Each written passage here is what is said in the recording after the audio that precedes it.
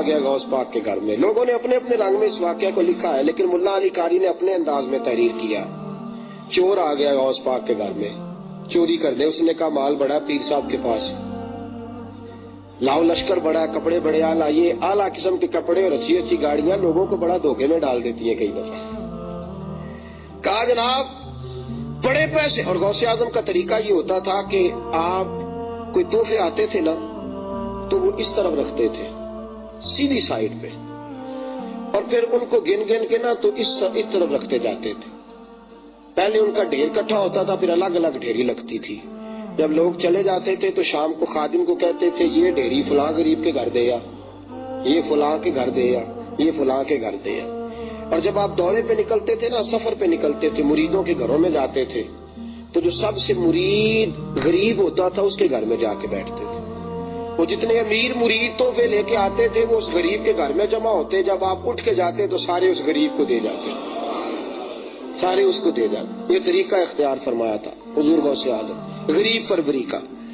اس چور نے دیکھا کہ مال بڑا آتا ہے سارا دن. اسے کیا پتا تھا کہ اجالے میں آتا ہے اندھیرے میں چلا بھی جاتا ہے، اسے کیا خبر تھی. اس نے کہا مال بڑا آتا ہے، خیال کرتا ہوں. آیا چوری کرنے. غوث اعظم اوپر والی چھت پہ نفل پڑھ رہے تھے. اب وہ نیچے نہ چوری کر رہا ہے، ڈھونڈ رہا ہے. اسے کچھ ہوتا تو ملتا نہ. اب دل ہی دل میں پریشان ہے. کہتا ہے کہ عجیب ماجرا ہے بڑا. میں نے ان کا دبدبہ تن تنا سنا تھا، بڑے بڑے مرید دیکھے تھے، بڑا کچھ دیکھا تھا، اور یہاں تو حال ہی کوئی نہیں. حضور غوث اعظم رضی اللہ تعالیٰ عنہ کہ گھر میں تو چیز ہی کوئی نہیں. اس نے کیا کیا، پریشان ہو گیا. نکلنے لگا تو غوث اعظم نے ہاتھ اٹھائے، کہا یا اللہ چور ہی صحیح پر آیا تو عبد القادر کے گھر ہے. اگر کوئی شعیب آئے مجسر، شبانی سے کلیمی 2 قدم ہے. کہا یا اللہ چور ہی صحیح آیا تو عبد القادر کے گھر ہے نا. تو یا اللہ میرے گھر چور بھی آ جائے تو مہربانی کر کے اسے خالی نہ لوٹانا.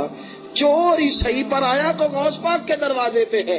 حضرت شیخ عبد القادر جیلانی وہیں کھڑے ہیں، دعا کر رہے ہیں. حضرت خضر علیہ السلام آ گئے، کہنے لگے مصر کا کتب انتقال کر گیا ہے، بندہ چاہیے. آپ نے فرمایا چور آیا ہے نا، اسے توبہ کراتے ہیں اور تیرے ساتھ روانہ کر دیتے ہیں. اس کو پکڑا. وہ کہتا ہے میرے بھی دل میں پتہ نہیں کس نے کیا اثر ڈالا، غوث اعظم نے مجھے کہا ٹھیک ہو جا. یہ تو ساری دنیا ہی کہتی ہے، یہ تو ساری دنیا ہی کہتی ہے. انہوں نے کہا ٹھیک ہو جا تو میں ہو گیا. میری آنکھوں سے آنسو بھی آ گئے، دل نرم بھی ہو گیا، روح تڑپنے بھی لگی، دعا ہونے بھی لگی. میں نے کہا حضرت جی توبہ کرا دے. توبہ بھی ہو گئی، خضر علیہ السلام کے حوالے بھی آ گیا. بس تیری ایک نظر کا کمال ہے، میری زندگی کا سوال ہے. حضور غوث اعظم رضی اللہ تعالیٰ عنہ کا آستانہ وہ فیض درجے کا آستانہ تھا. 40 سال تبلیغ فرمائی ہے. کتنے سال؟ 40 سال تبلیغ کی.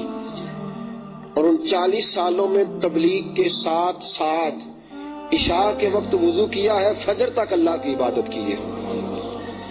اور ہاں 15 سال فرماتے میری یہ روٹین تھی کہ ہر روز رات میں قرآن پاک ختم کرتا تھا. فرماتے ہیں میرے رب نے پوچھا عبد القادر کچھ مانگ لے. الہام ہوا 40 سال کچھ مانگ لے. میں نے کہا مولا کچھ دینا ہے تو میرے ماننے والوں کو مرتے وقت توبہ کی توفیق عطا کر دینا.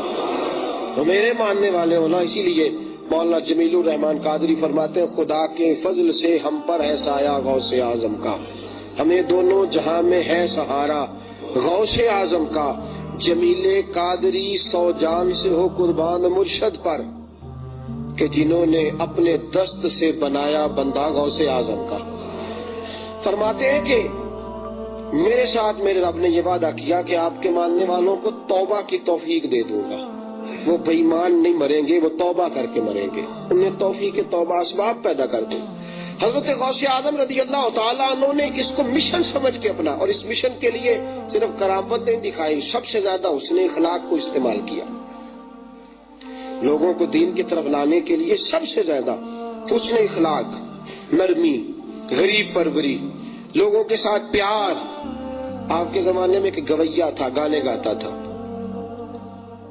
فطرت پتہ انسان کی کیا ہے، شر جلدی پھیلتا ہے اور نفس شر کو جلدی قبول کرتا ہے. خیر دیر سے پھیلتی ہے، نیکی مشکل ہوتی ہے، دیر سے اثر کرتی ہے بندے میں. وہ گویا تھا، گانے گاتا تھا، تو نوجوانوں کا بڑا رش رہتا تھا اس کے پاس۔ غوث اعظم رات کو گئے اس کے گھر آدھی رات کو، اور اسے سمجھایا کہ تو اللہ رسول کی نافرمانی کے مجمع لگاتا ہے، بعد آ جا۔ اس نے سمجھنا تو کیا تھا، الٹا غوث پاک کی مخالفت شروع کر دی۔ اور میں تھوڑی دیر پہلے ہی کہہ رہا تھا، کسی کی مخالفت کرنی ہو صحیح، باتیں بڑی مل جاتی ہیں۔ آپ ارادہ کر لیں اس بندے کی مخالفت کرنی ہے، سینکڑوں خامیاں ملیں گی، اور ارادہ کر لیں اس بندے سے پیار کرنا ہے، اس کی ہر بات میں خوبی نظر آنی شروع ہو جائے گی۔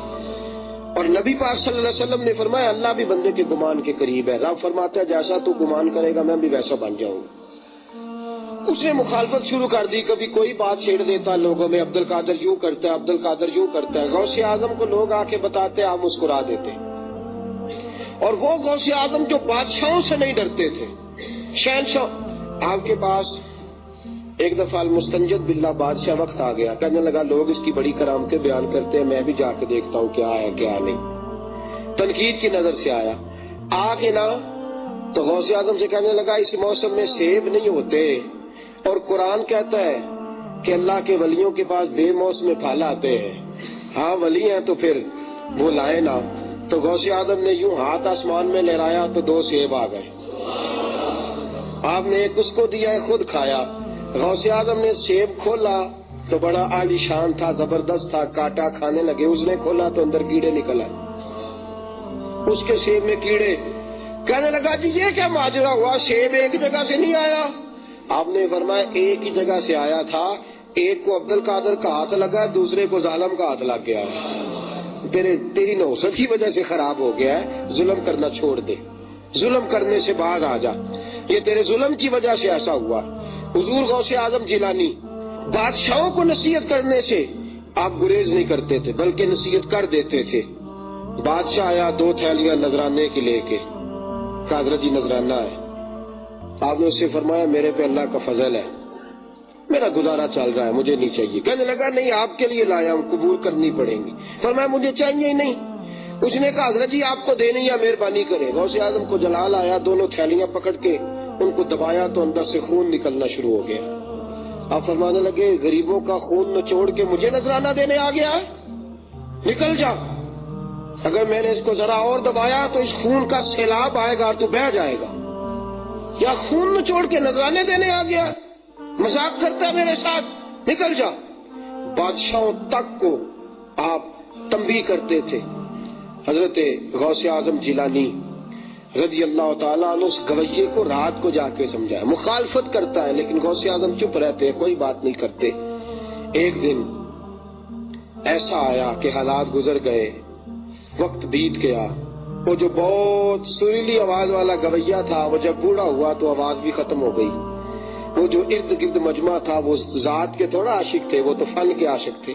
فن گیا تو بندے بھی گئے، کوئی قریب نہیں پھٹکتا۔ وہ آدمی جس کے نام کا بغداد میں ڈنکا بجتا تھا آج اس کو پوچھنے والا کوئی نہیں، یہاں تک کہ بال بچوں نے بھی اس کی اہمیت ختم کر دی۔ اس سے بات کرتے ہیں تو جھڑک کے بات کرتے ہیں۔ اتنا پریشان ہوا کہ جنگل میں قبرستان میں جا کے ڈیرے لگا کے بیٹھ گئے۔ اس قدر غربت کا عالم طاری ہوا، اس قدر کہ اس شخص کو روٹی بھی میسر نہیں۔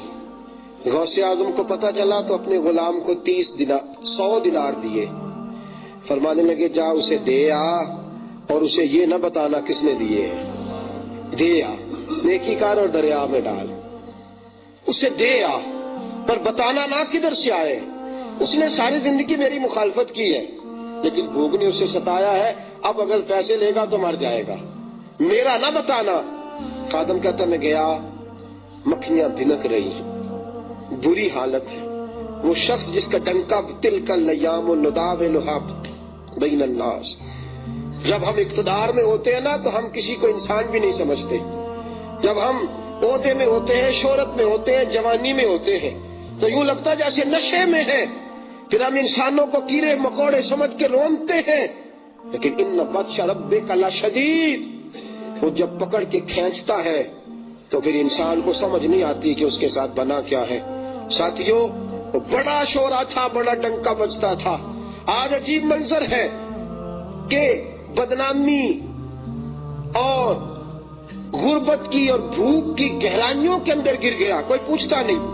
غوث اعظم نے 100 دینار بھیجا، فرمایا بتانا نہ۔ وہ شخص کہتا ہے دینے گیا، جب اس کو 100 دینار تھمایا نا تو کہنے لگا کس نے بھیجا ہے؟ میرا تو لوگ نام پوچھنا بھی چھوڑ گئے، مجھے تو دنیا پہچاننے سے انکار، کس نے بھیجا ہے؟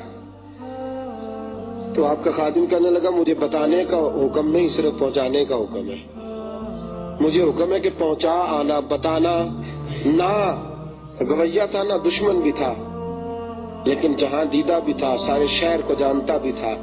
کہنے لگا تم واپس نہ جاؤ، مجھے بھی ساتھ لے کے جاؤ، مجھے پتا ہے اس تنہائی اور غربت میں اگر کوئی میرے ساتھ تعاون کر سکتا ہے تو عبد القادر جیلانی کر سکتا ہے۔ اس عالم میں، اس منظر میں، اس غربت میں، اس پریشانی میں اگر کوئی میرے ساتھ چل سکتا ہے تو صرف غوث اعظم جیلانی چل سکتا ہے، دوسرا کوئی نہیں چل سکتا۔